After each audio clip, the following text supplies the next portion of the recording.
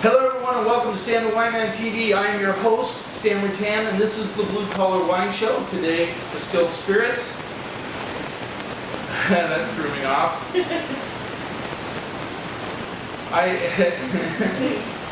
I am here to help you spend your wine dollars wisely and your distilled spirits dollars wisely. See, that's what I get for, going off the beaten track there. Anyway, it's appropriate because this is the first hard liquor episode I've done, and this is Jessica from Sun Liquors. They're based out of Capitol Hill in Seattle, and I'm kind of excited about this because I looked them up on the website. Very cool story about how they got started, how things went, and we're doing a second take because dummy me hit the stop button on our first take, so she's going to have to go through this whole thing again. So now we got it all down except for the intro, of course. So here we go. Jessica, tell the story of how Sun Liquors got started. Yeah, so Sun Liquors started 9 years ago as a craft cocktail bar in a little quiet corner of Capitol Hill. So we're still there. We're on Summit in Mercer, for those of you that aren't familiar with the neighborhood. And Eric Chapman is our head distiller. He started as the original bartender at the original bar. He's been with us the entire time.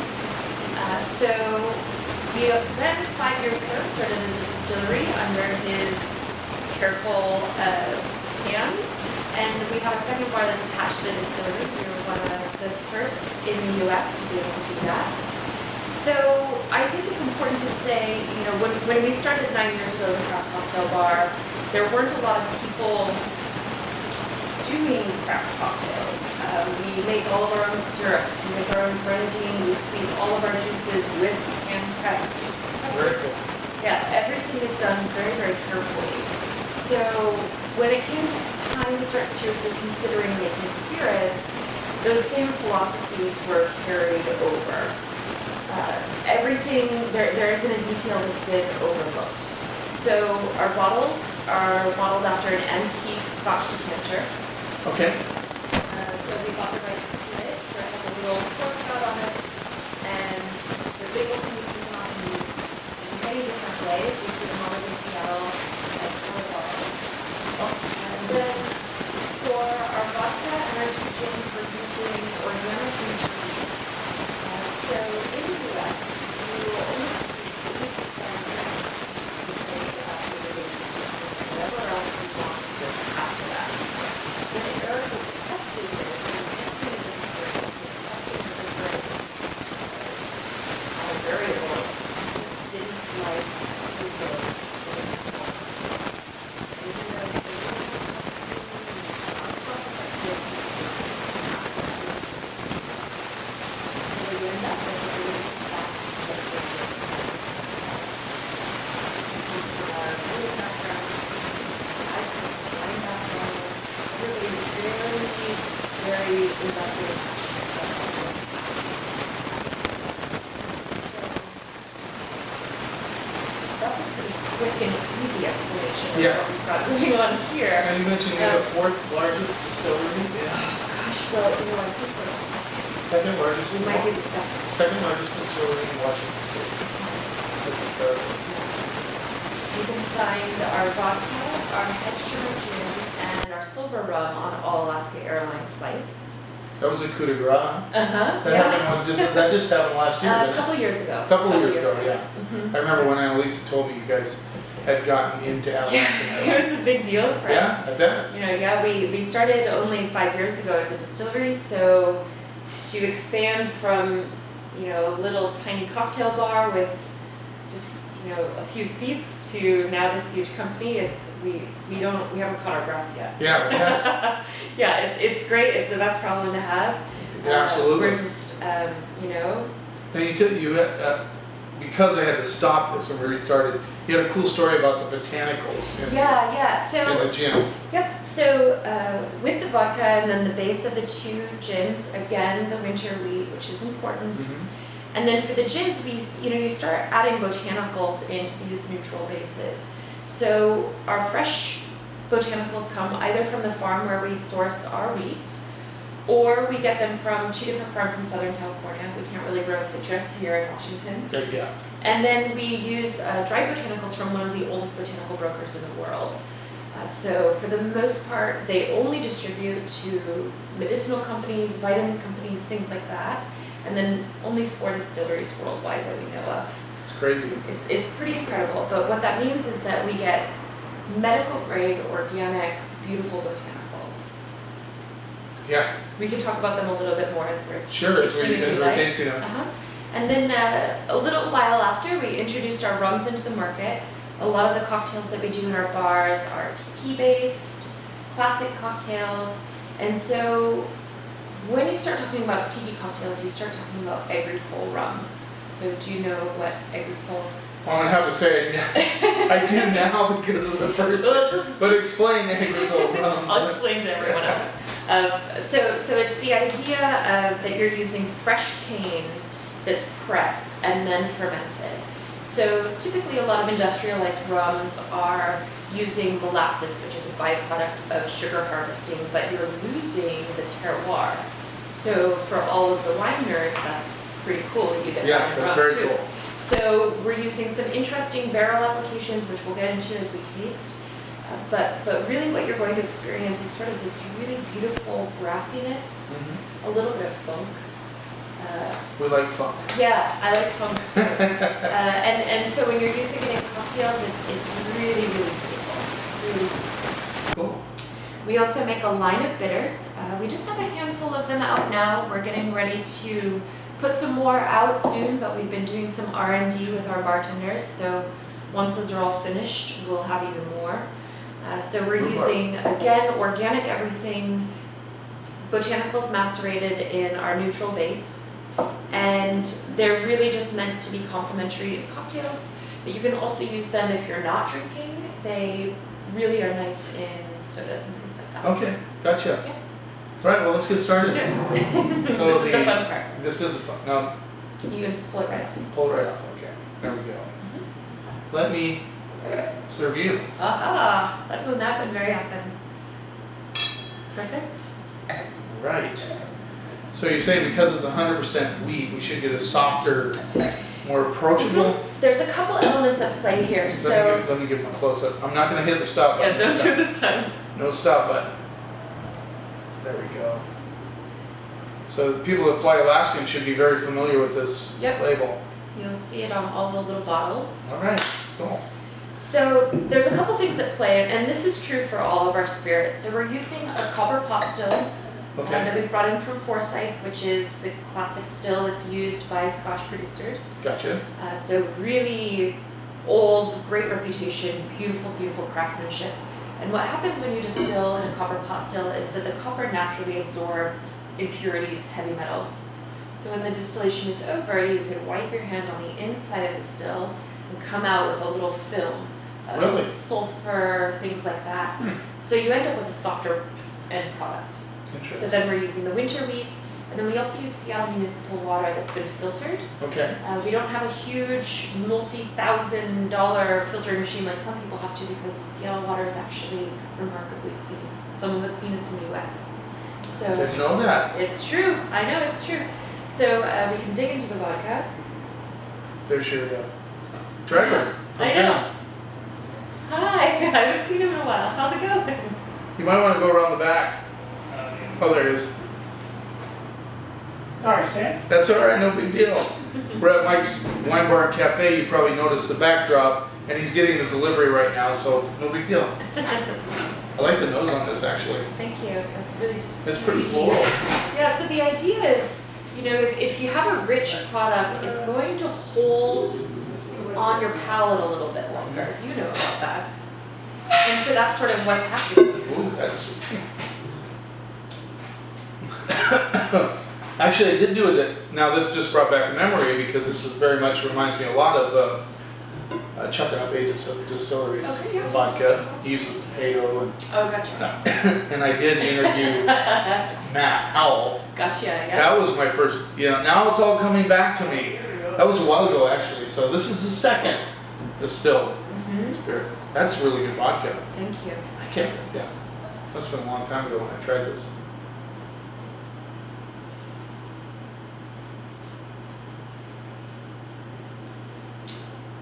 Very nice. Very polished, smooth. It has characteristics that you don't usually get out of vodka from the wheat. Yeah, the thing is that... So what, you said that you use 100%, you said most distilleries use 80. Mm-hmm. And then what do they use usually? Do they use corn? It could be any number of things. You could use barley, you could use corn, you could use rye, anything you want. You can use anything, and people do use a great number of things. I couldn't even give you the full list. So the other important thing to know with this is that our philosophy is most people overlook vodka, right? So it's sort of passed over these days for much shinier things. Yeah, gotcha, yeah. But the idea is, so we distill it 4 times, and we start with 100 gallons, and we finish with 9. So we're taking just the very heart, the very center. Start with 100 gallons and finish with 9? Yeah. What do you do with the other?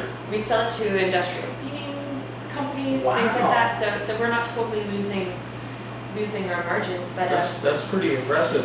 pretty inventive. So then that we end up with the best possible quality product. What's most clean is the easiest to mess up. Like a Pinot, right? You can't really cover up mistakes in Pinot. No. Yeah, it's the same. Should I do this one first? Yeah, we're gonna do this one because it's more delicate. Okay, gotcha. Okay. Let's get this out of the way for Yeah, now. it's Yeah. that ugly bit out. So, I love the spout. yeah, thank you.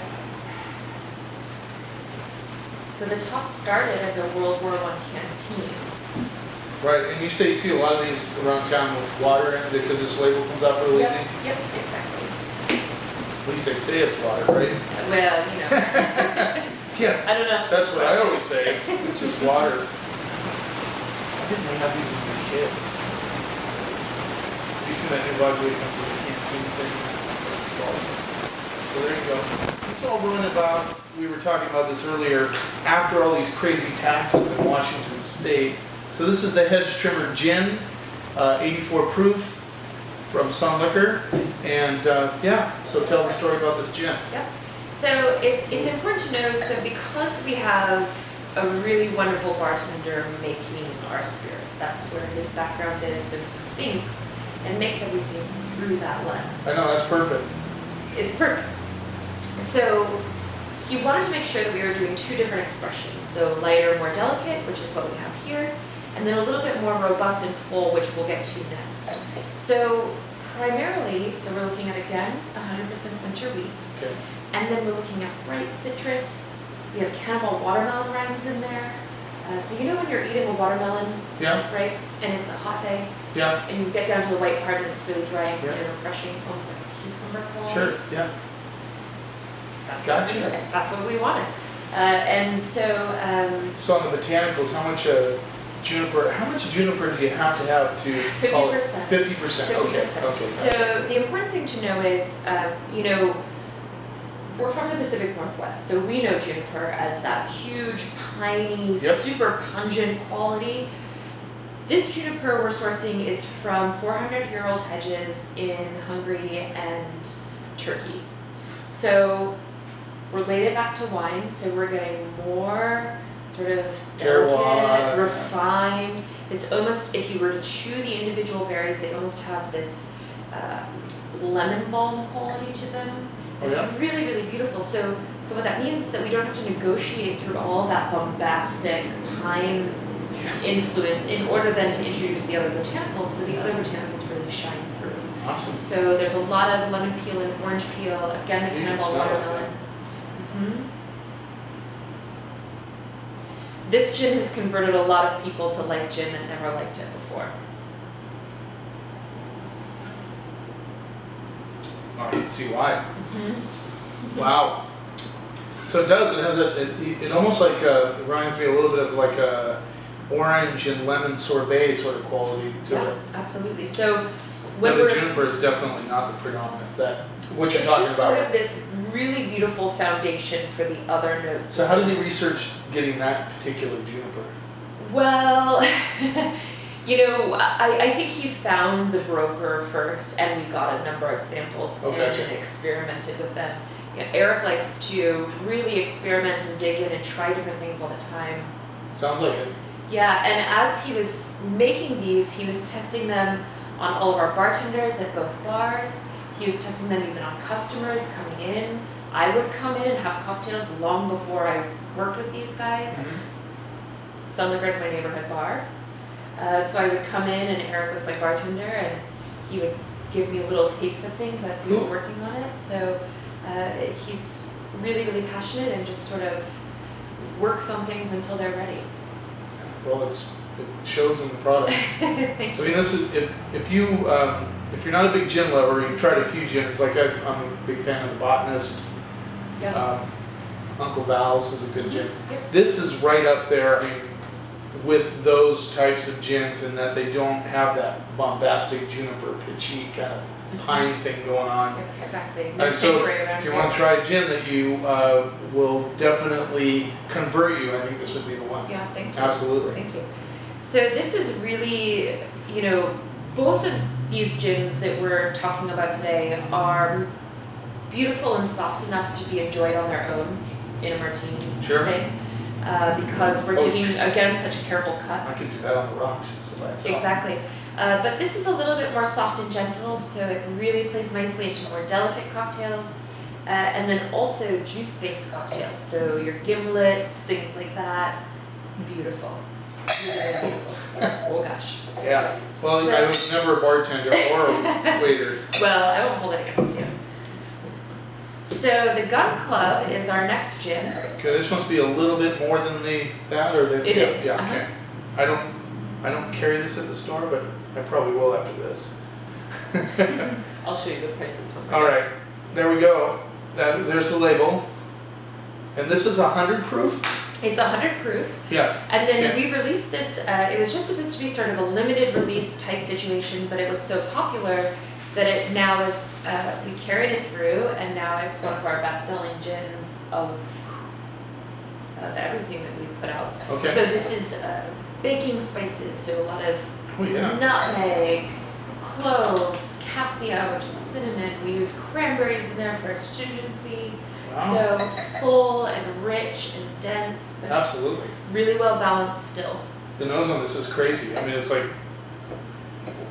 it's very unusual. Of course, it's so, the nuances in, I think in spirits are harder to catch sometimes.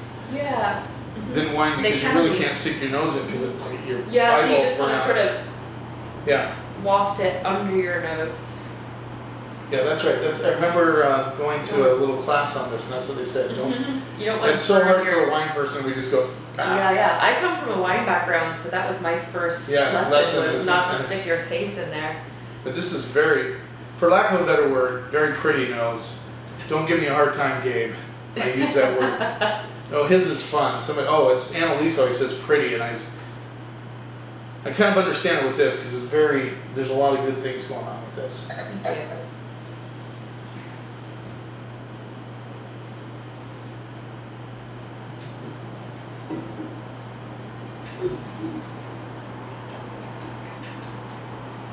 Yeah, it's undeniable how creamy this is. By far, that cinnamon is crazy. Creamy cinnamon and nutmeg. Rich. That's just crazy how that comes through. Mm-hmm. That's wild. Cloves as well. That is wild. Mm-hmm.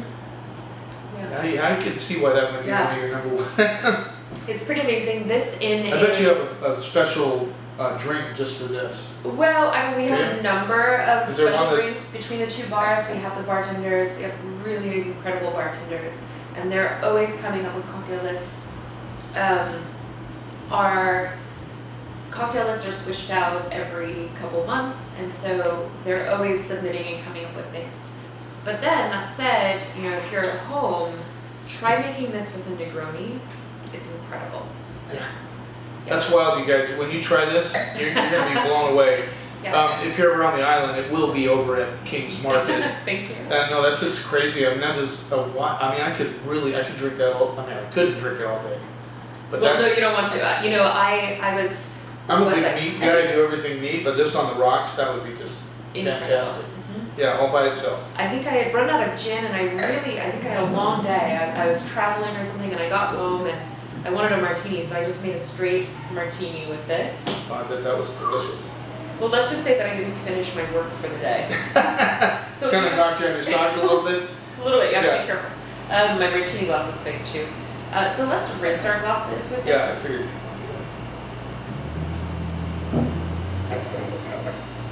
And get the gin out of there. Yeah. Alright.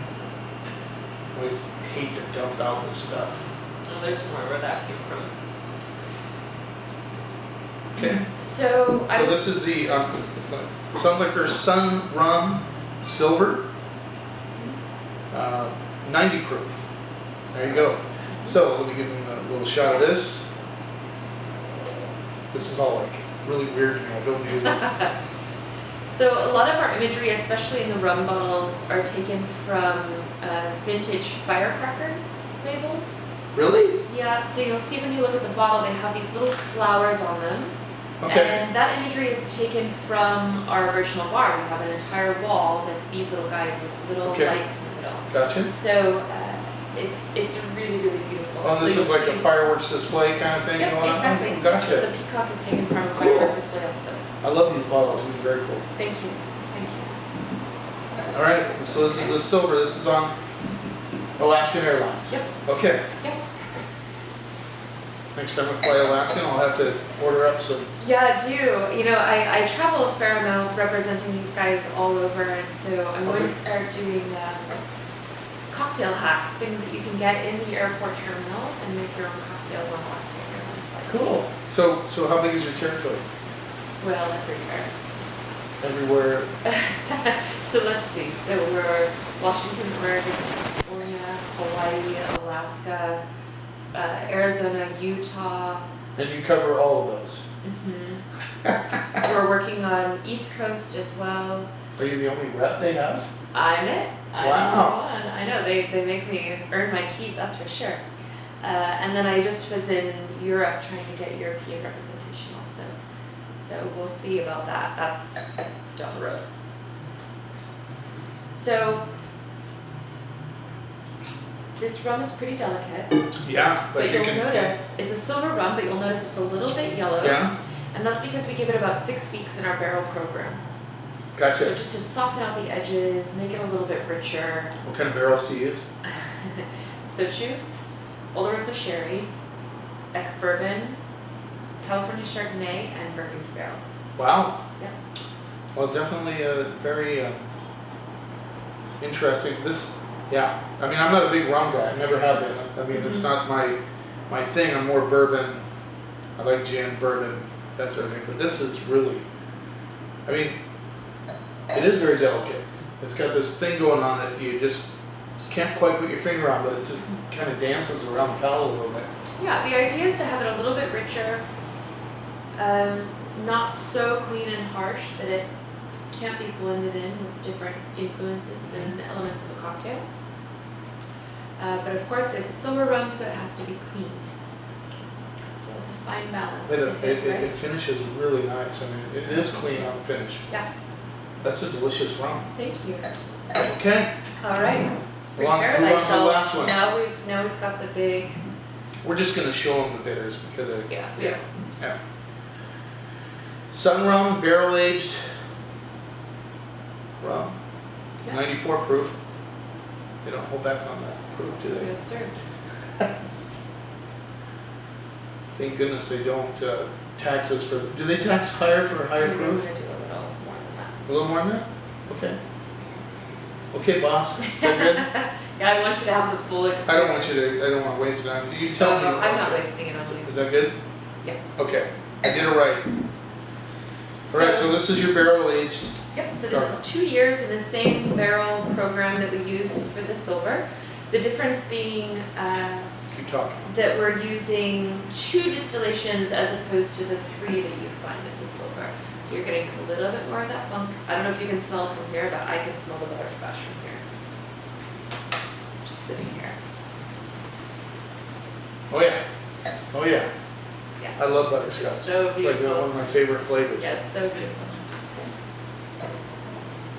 Wow. That's crazy. Really? It smells like you just popped like you melted some of those butterscotch candies. Yep. I used to have a neighbor that always had those in a dish and I used to go there all the time. Maybe that's how he got us to go over there. and his ham radio. No, he wasn't weird. He was a nice guy.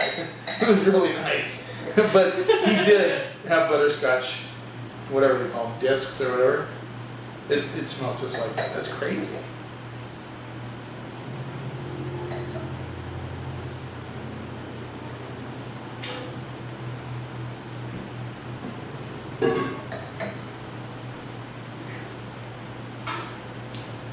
I just can't express how soft and luscious this feels on the palate. I mean, it's crazy. I mean, I've tasted a lot of liquors, and this, across the board, all of them are just that really, almost like, it reminds me of like Nights in White Satin by the Moody Blues. You know, it feels that way. You know, that's what it reminds me of. It's just so. We'll start folding that into. And the butterscotch kind of lingers right on the finish. That's a crazy good rum. Thank you. That's amazing. Yeah, thank you. Eric's quite the distiller. Yeah, you know, he's no slouch. We like him. I bet. Yeah. Yeah, I like him too. I haven't even met him yet. I think I'm going to go down there either tomorrow or Thursday and visit. Let us know. I'll be up here in the islands. Yep. But Eric will be around. Just let me know and I'll give him a heads up. So the bitters, of course, like you said, they can be used with soda water or whatever. I just want to give them a picture. They have a rhubarb, a cherry, and a orange here. And here's what the bottle looks like. Do you sell these in most stores? Like I imagine. Yep, we do.